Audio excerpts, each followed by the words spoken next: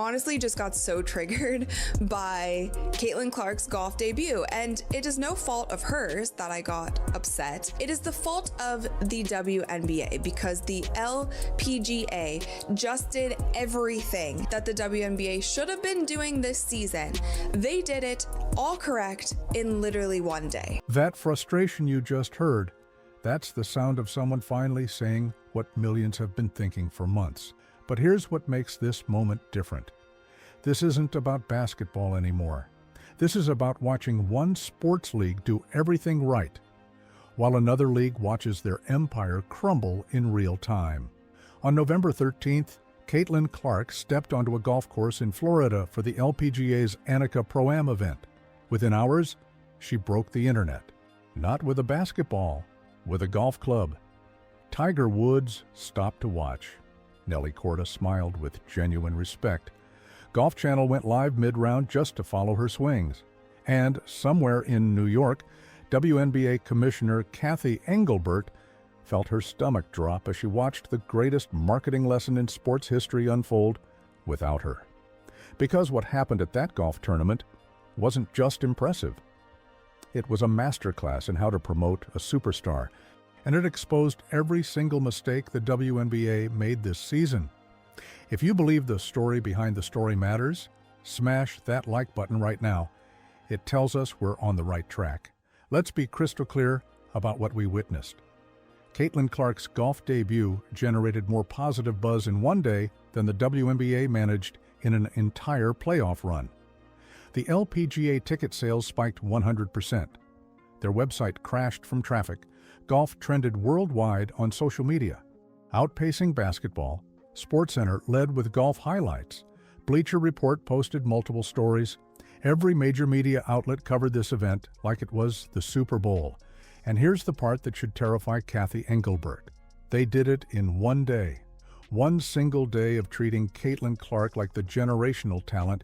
She has produced more cultural impact than months of WNBA playoff. LPGA understand what's great for business. Not what's good for business, what's great. It'd be nice if the WNBA could get with the program.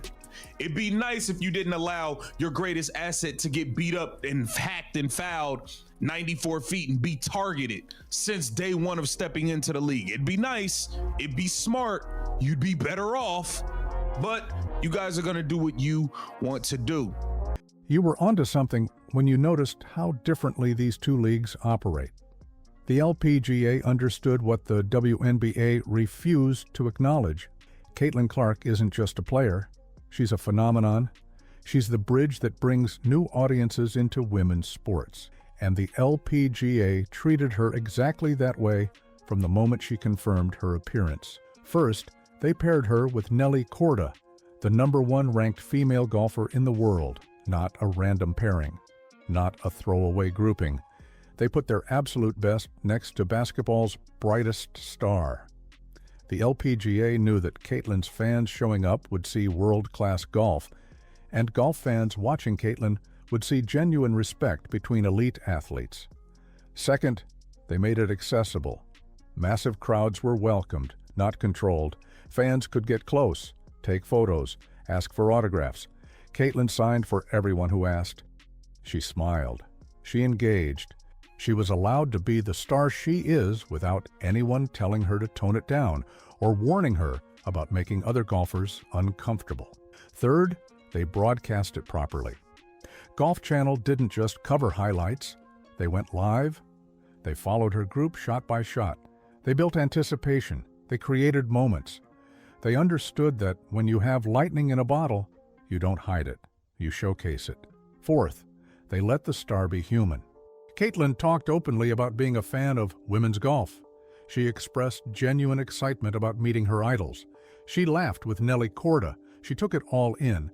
And the LPGA amplified every authentic moment instead of manufacturing corporate. What that could do for their sport.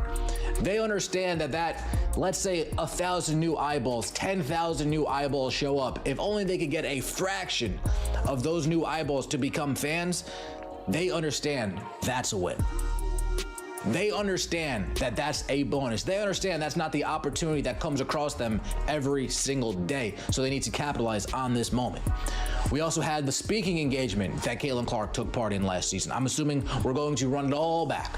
We're going to have the speaking engagement, the panel. Reading between the lines reveals the strategic brilliance here.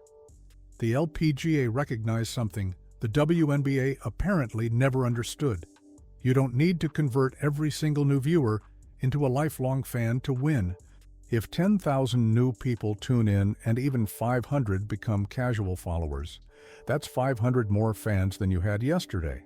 That's 500 more potential ticket buyers, merchandise purchasers, broadcast viewers. The LPGA played the long game in the span of a single day.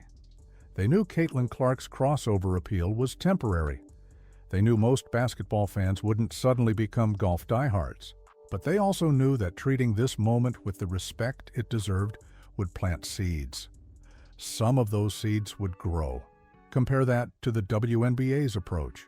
For months, you watched Caitlin Clark get hammered on the court, flagrant fouls that went uncalled, physical targeting that officials ignored, veterans taking cheap shots while commentators made excuses, and through it all, the league's message seemed to be, she needs to earn her place. She needs to prove herself. She needs to understand this league existed before her. That's not how you treat your greatest asset. That's how you squander a generational opportunity. Many of you have been saying this for weeks. The WNBA's hostile environment toward Caitlin wasn't just bad sportsmanship, it was catastrophic business strategy. Every hard foul that went uncalled was a message to casual fans that this league doesn't protect its stars. Every dismissive comment from veterans was a signal that new audiences weren't welcome. Every time Commissioner Engelbert failed to address the targeting, she told the world the WNBA didn't understand its own value proposition. The golf tournament exposed all of it, because in one afternoon, the LPGA showed exactly how it should be done.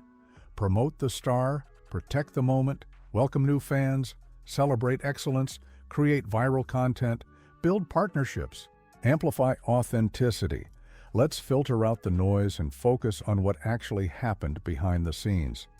Sources suggest that LPGA officials worked directly with Caitlin's team for weeks before the event.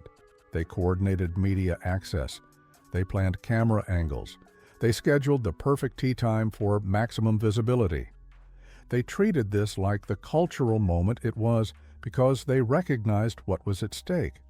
Meanwhile, the WNBA spent the same weeks defending why their MVP runner-up was getting mauled on national television.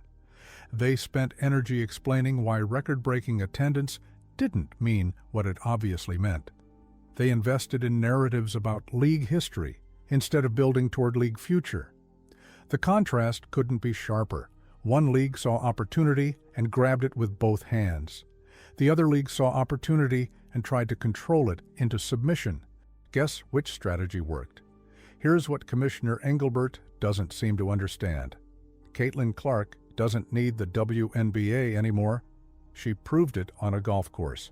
She can walk into any sport, any event, any platform, and become the story. Her star power transcends basketball. The question isn't whether Caitlin Clark will be famous. The question is whether the WNBA will be relevant in her orbit. And right now, watching the LPGA numbers roll in, watching golf highlights dominate sports media, watching Tiger Woods praise a basketball player's swing, the answer is becoming uncomfortably clear. The panic is real, and it's spreading through WNBA offices like wildfire. If you're seeing what we're seeing, drop a comment right now telling us which league you think actually understands modern sports marketing. Because this conversation matters, and your voice is part of why these stories are finally getting told. Let's talk about the numbers that are keeping Cathy Engelbert up at night. The LPGA's social media engagement during Caitlin's round exceeded anything the WNBA finals generated. That bears repeating. One celebrity Pro-Am participant in golf created more online buzz than the championship series of professional women's basketball. But here's where it gets worse for the commissioner. The demographics tell An even more brutal story. Connecting the dots reveals that the LPGA captured exactly the audience the WNBA claimed didn't exist. Young viewers, male viewers, crossover sports fans. The mythical casual audience that apparently doesn't care about women's sports suddenly showed up in massive numbers to watch a basketball player hit golf balls. Why? Because the LPGA made it easy to be a fan. They didn't gatekeep. They didn't lecture new viewers about respecting the sport's history. They didn't tell Caitlin's basketball fans to calm down. They opened the doors, rolled out the red carpet, and said, "Welcome to the party." The WNBA spent all season doing the opposite. They made it hard to be a Caitlin Clark fan. They made you feel guilty for not knowing every player's name. They questioned your motives for showing up. They implied your fandom wasn't pure enough, wasn't educated enough, wasn't there for the right reasons. And now they're watching those same fans flock to golf. Not because they hate basketball, because golf didn't make them feel unwelcome. Insiders are whispering about the fallout. We're getting into rumor territory here, but multiple sources suggest emergency meetings have been happening at WNBA headquarters. Sponsors are reportedly asking uncomfortable questions. Why did golf generate better ROI in one day than basketball generated in a season? Why are their marketing partners seeing better engagement from a Pro-Am than from playoff games? Not officially confirmed, but the breadcrumbs lead to some teams exploring independent marketing strategies for next season. If the league won't capitalize on star power properly, individual franchises might start doing it themselves. The Indiana Fever, in particular, are rumored to be planning a massive Caitlin-centric campaign that may or may not align with league messaging. This is what happens when you fumble a generational talent. Players start wondering if the grass really is greener. Teams start questioning league leadership. Sponsors start looking at alternatives. The entire ecosystem becomes unstable. I know this is one of the best weeks of our lives here. We come here and we see everybody we know, but also, be part of the event. So who knows what Cambridge have in store for next year? I'm curious, but it's going to be hard to beat. So, but so far so good. Oh, Dan. That genuine joy you just heard in her voice. That's what happens when an athlete is allowed to be herself without apology. The LPGA gave Caitlin Clark something the WNBA rarely did: space to breathe, room to be human, permission to enjoy the moment. And the internet noticed. Social media exploded with comparisons. Fans have been connecting these dots all week. They're posting side-by-side videos. Caitlin getting hammered by Chennedy Carter versus Caitlin laughing with Nelly Korda. Caitlin dealing with hostile road crowds versus Caitlin signing autographs for hours in Florida. Caitlin getting dismissed by league veterans versus Caitlin getting praised by Tiger Woods. The WNBA community is buzzing about what this means long-term. If these reports are accurate, we might be watching the beginning of a much larger shift in how athletes approach league loyalty. Caitlin Clark just showed every WNBA player that there are other stages, other opportunities, other ways to build your brand without league approval. That's terrifying for Commissioner Engelbert, because control was always the strategy. Keep the stars manageable. Don't let any single player become bigger than the league. Maintain the narrative that everyone contributes equally. It's a noble philosophy, but it's terrible business. The LPGA proved it. They had no problem letting Caitlin Clark be the biggest story of their tournament. They didn't worry about Nelly Korda feeling overshadowed. They didn't stress about other golfers demanding equal attention. They understood that a rising tide lifts all boats. And right now, Caitlin Clark is a tidal wave. Here's the moment that should haunt WNBA offices. During Caitlin's round, golf betting odds actually shifted. Bookmakers started taking action on whether she'd make the cut. For a celebrity amateur in a Pro-Am event, that's the Caitlin Clark effect in its purest form. She makes people care about outcomes that shouldn't matter. The WNBA had that same magic all season. Every arena she played in sold out. Every broadcast she appeared on set ratings, records, every highlight she generated went viral. And the league's response was to minimize it, explained it away, or worse, enable an environment where veterans could target her without consequence. Multiple sources are whispering about player reactions behind closed doors. Some WNBA veterans are reportedly frustrated that Caitlyn's golf appearance is getting more coverage than their entire careers. But others, the smart ones, are quietly asking their agents about crossover opportunities. If golf can boost their profile, why can't they do the same? That's the revolution nobody saw coming. Caitlyn didn't just play golf. She opened a door, she showed female athletes. There's an entire world beyond their primary sport willing to celebrate them properly. Tennis exhibitions, golf pro-ams, corporate partnerships, media ventures. The possibilities are endless if you're willing to bet on yourself. The WNBA tried to make Caitlin Clark play small. Golf let her be huge. The choice seems obvious. So where does this leave Commissioner Engelbert? Facing the hardest questions of her tenure. How do you rebuild trust with your biggest star? How do you convince sponsors you understand modern marketing after being schooled by golfers? How do you keep other players from following Caitlyn's lead into greener pastures? The honest answer? You probably can't. The damage is done. The case study is written. The LPGA just taught every sports league in America exactly how to promote female athletes. And they did it by simply doing what the WNBA refused to do: celebrate greatness without apology.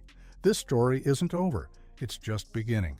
Because when Caitlin Clark inevitably does another crossover event, and she will, the spotlight will be even brighter, the comparisons will be even sharper. And the pressure on the WNBA to finally get it right will be impossible to ignore.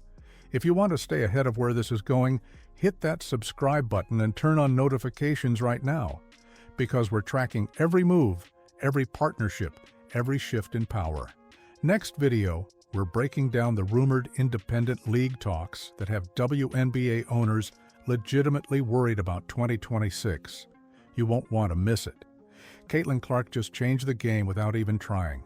She picked up a golf club and accidentally wrote the playbook on how to expose a league's failures. From basketball courts to golf courses, proving that respect isn't given by commissioners. It's earned by athletes and recognized by leagues smart enough to see what they have. This is what happens when talent meets opportunity. And when talent meets obstacles, it simply finds better opportunities. The LPGA understood. The WNBA is still learning. We'll see who adapts first.